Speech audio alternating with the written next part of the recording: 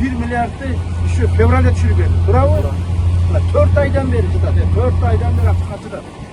Бүгін 24 июнда министрлер кабинетінің төрағасының орынбасары, Улуттук коопсуздук мамлекеттик комитетінің төрағасы, Кыргыз футбол биримдигинин президенти Камчыбек Ташиев Баткен шаарындагы 10 000 кишиге лайыкталган стадиондун курулушунун жүрүшү менен таанышты. Кыргыз Республикасынын президентинин Баткен облусундагы ыйгарым укуктуу өкүлү Айбек Шаменов баштаган жетекчилер, падиратчыга жана тийиштүү кызмат адамдарына жеринде тапшырмалар берилди. Камчыбек Ташиев курулуш иштеринин жүрүшү жай болуп жатканын сынга алды жана тездетүүнү талап кылды. Строительдерден болобу, несозгон властьтардан болобу, акчаны кармап бербей аткан болсо, строителдер жакшы иштебей аткан болсо, жарыктар жакшы иштебей аткан болсо,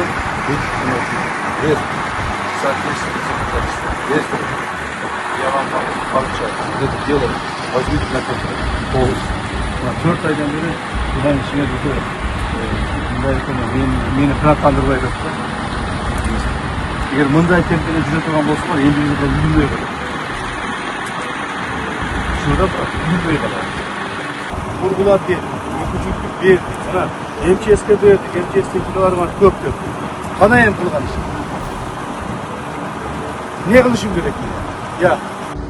Мен президентке айтам, же аткардык, же аткарбадык депчи. Эки эле сөз болот. Сиздин берген тапшырмаңызды аткара алдык, же аткара албадык. Эскерте кетсек, Баткен облусун өнүктүрүүгө жана инфратүзүмүн жакшыртууга мамлекеттен 10 миллиард сом бөлүнгөн.